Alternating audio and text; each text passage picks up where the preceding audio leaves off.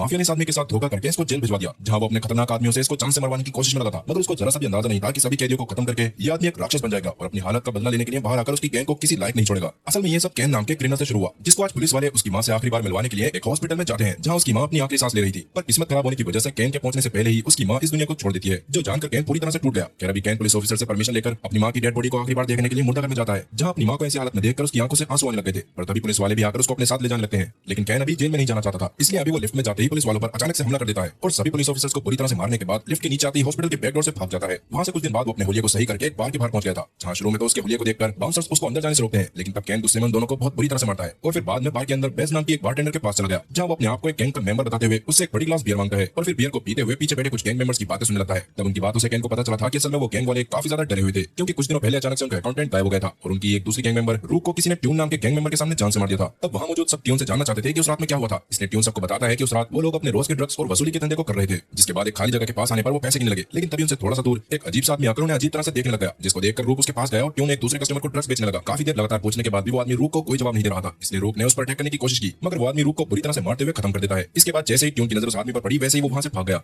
अब present time में ये बातें सुनने के बाद कैन बार में बैठकर हंसने लगा। उसकी हंसी को देखकर बाकी गैंग मेंबर्स को गुस्सा आने लग गया था और जब वो कैन से उसके हंसने का कारण पूछते हैं तब वो बताता है कि ट्यून ने अपने आप को सही दिखाकर गलत कहानी बता रहा है। तब शुरू में तो उसकी बात किसी को समझ नहीं आती, पर बाद में वो बताता है कि असल में उस रात वो खुद ही रूक को जान से मारने के लिए आया था। साथ ही उस वक्त वो खुद नहीं बल्कि ट्यून उससे डरकर वहां से भाग गया था। ये बात सुनने के बाद तो सभी बहुत ज्यादा गुस्से में आ गए, पर अभी वो ट्यून को कुछ भी ना कहकर कैन के पास खड़े हो गए। लेकिन किसी को ये बात नहीं पता थी कि कैन ने रूक की जान क्यों ली है। खैर वैसे तो वो कैन को मारने के लिए पूरी तरह से तैयार थे, लेकिन कैन को उनसे बिल्कुल भी डर नहीं लग रहा था और वो तो उल्टा उनका मजाक बना रहा था, जो देखकर बेस थोड़ा सा घबरा जाती है और अभी वो उन्हें चिल्लाते हुए वहां से जाने को कहने लग गई थी। और इतने में ही वहां वो दोनों बाउंसर एक शॉटगन लेकर आ गए। थोड़ी देर पहले कैन प्रसाद देकर बाहर में आया था, वो कैन को पीटने ही वाले होते हैं, लेकिन कैन वापस से उल्टा उन्हीं को पूरी तरह से मारता है। साथ ही उसने उनकी गन को छीनकर उस पूरी की पूरी गैंग को ही हॉस्टेज बना लिया था और वो उन्हें तभी छोड़ने वाला था जब वो अपने बॉस लिंकन को वहां पर बुलाते, जो असल में कैन का बड़ा भाई भी था। खैर अभी उतने में ही वहां पर लिंकन का सबसे भरोसेमंद आदमी हाइड आ गया, जो वहां का सिनेरियो देखकर काफी ज्यादा शौक था। लेकिन कैन की शक्ल देखने के बाद बॉस के चेहरे पर लगी चोट और उसके नकली दांत का मजाक बनाने लगता है। खैर अभी हाइड की बातों से बाकी सबको भी पता चल गया था कि कैन असल में लिंकन का भाई है, जिसको किसी वजह से जेल हो गई थी और वो किसी की जान तो किसी हालत में नहीं ले सकता था। ये बात सुनकर वापस से एक बाउंसर कैन पर अटैक करने की कोशिश करता है, जिस दौरान तुरंत ही कैन ने उसके पैर पर शूट करके उसके पैर का हाल बेहाल कर दिया था, जो देखकर तो हाइड और बाकी सब भी इस बात को समझ चुके थे कि अब हालात पहले जैसे नहीं है और कैन इतना ज्यादा खतरनाक हो चुका है कि अगर उन्होंने उसकी बात नहीं मानी तो वो किसी को भी खत्म करने से पहले एक बार भी नहीं सोचेगा। अब वैसे भी के लिए हाइड को पूरी तरह से भरोसा तो नहीं हो रहा था कि कैन ने ही रूक की जान ली है, इसलिए कैन तब रूक को कटा हुआ हाथ सबको दिखाता है, जो देखकर सब और ज्यादा डर गए थे। और उसके बाद कैन ने सभी के फोन्स को पानी में डलवाकर सबसे चुपचाप बैठने को कह दिया था, जिसके बाद वो बेस से सभी को ड्रिंक देने को कहता है, जिस पर शुरू में तो बेस थोड़ा सा अकड़ कर दिखा रही होती है, पर कैन उसको भी सुनाता है और तमीज में रहने को कहता है। जिसके बाद उसने हाइड के मुंह पर मुक्का मारते हुए उससे लिंकन को कॉल करके बार में बुलाने को कहा, जिस पर हाइड भी मान गया और कैन के कहे अनुसार बहाने से लिंकन को कॉल करके बार में आने को कहता है। जिसके बाद कैन ने हाइड से उसका फोन ले लिया था और उसको भी बाकियों के साथ ही बैठा दिया था। अब कैन के लुक्स की वजह से सब जानना चाहते थे कि उसकी ऐसी हालत कैसे हुई, इसलिए कैन उन्हें सब बताना चालू करता है और कहानी वहां से पास्ट में जाती है। उस समय कैन एक बहुत बढ़िया फाइटर हुआ करता था। तब एक दिन वो लिंकन के पास कुछ बात करने के लिए गया, मगर वही लिंकन के लोग उससे थोड़ा सा गुस्से में थे, क्योंकि उन लोगों ने कैन की एक फाइट में पैसे लगाए थे और उसमें उन्हें कैन के हारने से फायदा होने वाला था। हालांकि ये बात कैन को भी पता थी, लेकिन उसके बाद भी उसने फाइट को जीता, जिसकी वजह से लिंकन रूक समेत काफी लोगों के पैसे डूब गए। और जैसा कि सबकी अपनी अपनी चॉइसेस थी, तो लिंकन को इस बात से कोई प्रॉब्लम नहीं होती।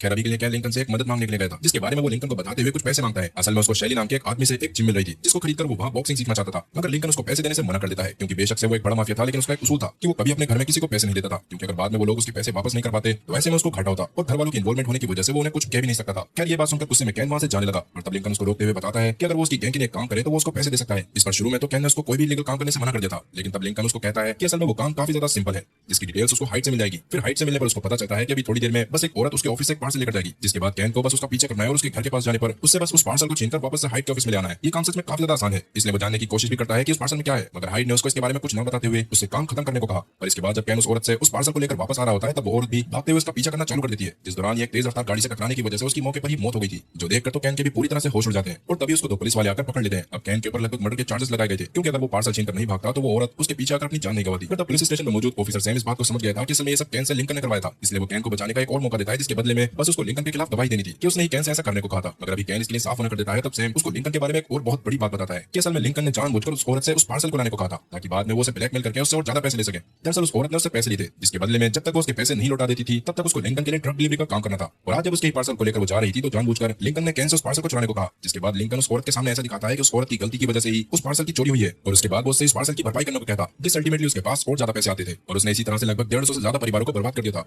ये बात जानने के बाद कैन के भी होश उड़ गए, जिस पर उसको अभी पूरी तरह से विश्वास नहीं होता, इसलिए वो अभी भी सैम की बात को नहीं मानता। तब जॉर्ज नाम का एक ऑफिसर उसको अपने साथ एक रूम में ले जाकर मारने लगता है, जहां कैन ने भी उसको मारने की कोशिश करी थी, मगर हाथ बंधे होने की वजह से वो कुछ भी नहीं कर पाया, जिसके बाद उसका सीधा 5 साल की सजा हो गई, जहां ना जाने क्यों पर उसको बहुत ही खतरनाक जेल में भेजा गया था, जहां पर बहुत बड़े बड़े क्रिमिनल्स आया करते थे। जहां जाते ही कैन की फर्स्ट डे एक आदमी से बहुत बुरी तरह से लड़ाई हो जाती है, जहां शुरू में तो वो कैन को मारने लगा था, पर बाद में कैन उसको बहुत बुरी तरह से मारता है, जो देखकर बाकी कैदियों ने भी कैन पर हमला करना चालू कर दिया था। तभी कैन शुरू में तो काफी सही से लड़ाई कर रहा होता है, पर बाद में वो उसको जैसे तैसे ओवरपावर करके बहुत बुरी तरह से मारते हैं और उसके आगे के सारे दांत को बेरहमी के साथ तोड़ देते हैं। इवन तब कैन के एटीट्यूड की वजह से उसको डेंटिस्ट ने गुस्से में लोहे के दांत लगा दिए थे, पर कैन ने इस बात को भी बर्दाश्त कर लिया था। अब इस तरह से कुछ दिन और बीत जाते हैं, जहां कुछ दिनों बाद कैन की मां से मिलने के लिए आई, जो उसकी हालत की वजह से काफी ज्यादा दुखी थी, पर उनके पास अब इतने पैसे नहीं थे कि वो कैन के लिए एक लॉयर हायर कर पाए। तब कैन उन्हें लिंकन से मदद मांगने को कहता है, क्योंकि कहीं ना कहीं कैन को उम्मीद थी कि लिंकन उसको बाहर आने में मदद कर सकता है। लेकिन अभी कैन की मां के हिसाब से लिंकन इस बारे में कुछ भी नहीं कर रहा था, और वो आज जाकर उसको बोलने वाली थी कि वो एक बार जेल में आकर कैन से मिले। तब कैन भी इस पर मान जाता है और वो उसके बाद से लिंकन का वेट करते हुए जेल में ही कसरत करना चालू कर देता है, ताकि आगे होने वाली सभी लड़ाई के लिए वो खुद को अभी से तैयार कर सके। फिर इसके बाद जेल में वो जब भी अपने सेल से बाहर जाता था, तभी अलग अलग जगह पर लोग आकर उस पर अटैक करके उसको जान से मारने की कोशिश करने लगते थे, लेकिन कैन के अंदर भी जीने की बहुत ज्यादा विल पावर थी,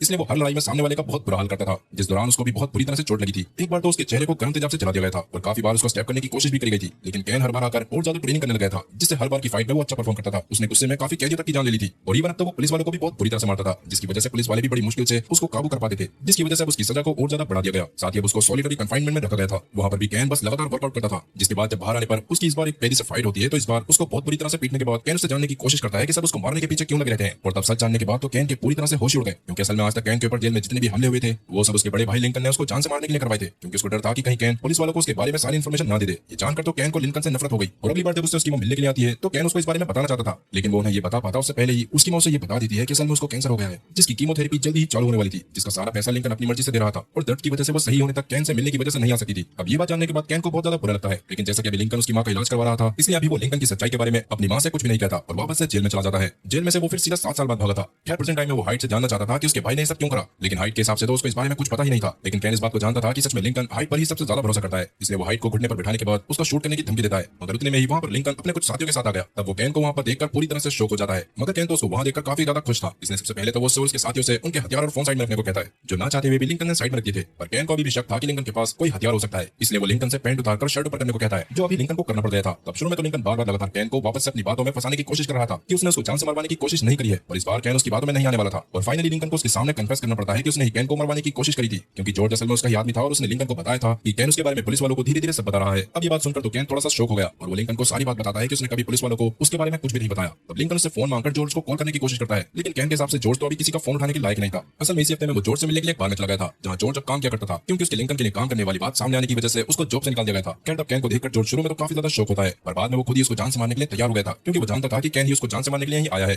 तब उसने कैन से लड़ाई करते हुए ये बात भी कन्फेस कर ली थी कि उसने जानबूझकर लिंकन से झूठ कहा था, क्योंकि उसको कैन का एटीट्यूड पसंद नहीं आया था, इसलिए वो कैन को ही जेल में मरवा देना चाहता था। खैर अभी उन दोनों की लड़ाई काफी देर तक चलती है, जिसमें जॉर्ज कैन को मारने ही वाला था, मगर सही टाइम पर कैन उसको अपने पास मौजूद कुल्हाड़ी से खत्म कर देता है। इसके बाद जाकर उसने रूप को खत्म कर दिया था। साथ ही बाद में लिंकन के कंटेंट स्टॉक्स के पास भी गया था। ये बात जानने के बाद लिंकन तो काफी ज्यादा गुस्से में आ गया। साथ ही अभी जमीन पर बैठा हाइट भी बढ़ कर जा रहा था, इसलिए तब गुस्से में सबसे पहले तो कैन शॉटगन से उसका भेजा उड़ा देता है, जो देखकर लिंकन को और ज्यादा गुस्सा आ गया। पर अभी वो कुछ भी नहीं कर पाता, वो बस जानना चाहता था कि अभी फाइनली कैन क्या चाहता है। मगर कैन के हिसाब से वो जो करना चाहता था वो स्टॉक्स की मदद से सब कर चुका था। असल में कैन को जेल में रहकर उन 150 फैमिलीज के लिए बहुत ज्यादा बुरा लगने लगा था, जिन सभी के नाम को उसने याद करके अपने सेल की दीवार पर लिखते हुए डिसाइड किया था कि बेशक से उन परिवारों में से काफी लोगों ने अपनी जान दे दी होगी, लेकिन वो लिंकन को पूरी तरह से कंगाल करके उन सभी के अकाउंट में पैसे भिजवाएगा, ताकि उनके आगे का टाइम सुधर सके। इसलिए जब वो स्टॉक्स के घर में गया था तो वहां जाने के बाद शुरू में तो स्टॉक्स भी उसको देखकर काफी ज्यादा परेशान हो गया। साथ ही तब वो चुपके से गन निकालकर कैन को डराना चाहता था, मगर उससे पहले ही कैन उसकी गन को पकड़कर उसके ऊपर ही तान देता है, और बाद में उसे वादा करता है कि अगर वो लिंकन के सारे पैसों को उन्हीं 150 फैमिलीज के अकाउंट में डाल देगा तो वो स्टॉक और उसकी बीवी और उसके बच्चे को वहां से जाने देगा। स्टॉक्स भी तब अपनी जान बचाने के लिए इस पर मान गया था, और कैन ने बस लिंकन के अकाउंट में $1500 ही छोड़े थे, जिसकी फोटो जब वो लिंकन को दिखाता है तो लिंकन और ज्यादा गुस्से में आ गया। इसलिए वो अपने साथियों के साथ मिलकर कैन के ऊपर हमला कर देता है। पर जैसा कि कैन ने खुद को जेल में लड़ाई करके बहुत ज्यादा टफ बना लिया था, इसने उसको इतना ज्यादा क्लोज कॉम्बैट में लड़ाई करने का बहुत ज्यादा एक्सपीरियंस हो चुका था, और वो बहुत बुरी तरह से लिंकन के बंदों को मारने लगा। उसके सामने जो भी आ रहा था कैन एक एक मुक्के में उनका मुंह सुझा दे रहा था, और उनमें से कुछ को तो वो शूट करके भी मार देता है। और फाइनली काफी देर लड़ाई करने के बाद वो लिंकन के सभी बंदों को खत्म कर देता है और सीधा लिंकन के सामने खड़ा होकर बियर पीने लगता है। तब जाकर लिंकन इस बात को भी रिवील करता है कि असल में जब कैन लिंकन के मना करने के बाद भी इस फाइट को जीत गया था, उसके बाद से उसके लोगों ने लिंकन की इज्जत करना बंद कर दी थी, क्योंकि उसके भाई की वजह से उनका भी काफी ज्यादा नुकसान हुआ था। यही असल में रीजन था जिसकी वजह से लिंकन ने कैन को पहले जेल में भिजवाया, और उसका प्लान यही था कि वो जेल में उसको जान से मरवाकर अपनी बेइज्जती का बदला ले सके। अभी भी वो एक शॉटगन उठाकर कैन को शूट करने की कोशिश करता है, मगर उस शॉटगन में तो गोलियां थी ही नहीं। ये देखकर वो पास में मौजूद एक डैगर से कैन पर अटैक करता है, जिस दौरान उसने कैन को घायल भी कर दिया था। लेकिन उसके बाद भी फाइनली कैन इस बार लिंकन को भी खत्म कर देता है, और वहां से सीधा बाहर जाकर एक दीवार के सहारे बैठ जाता है। इसके साथ ही कहानी वहां से पास में जाती है, जहां हम जान पाते हैं कि असल में जिस दिन कैन हॉस्पिटल से भागा था उससे पहले वो खुद भी एक हॉस्पिटल में एडमिट था, जहां उससे सैम मिलने के लिए आया था, और उसने कैन को बता दिया था कि लिंकन ही असल में उसको मरवाना चाहता है। यही रीजन था कि उस समय पर फाइनली कैन ने सैम को लिंकन के बारे में सब बताने का डिसाइड करा था। और जैसा कि अब उसकी मां भी मरने वाली थी, तो वो अपनी मां की टेंशन लिए बिना लिंकन से सब चीजों का बदला ले सकता था।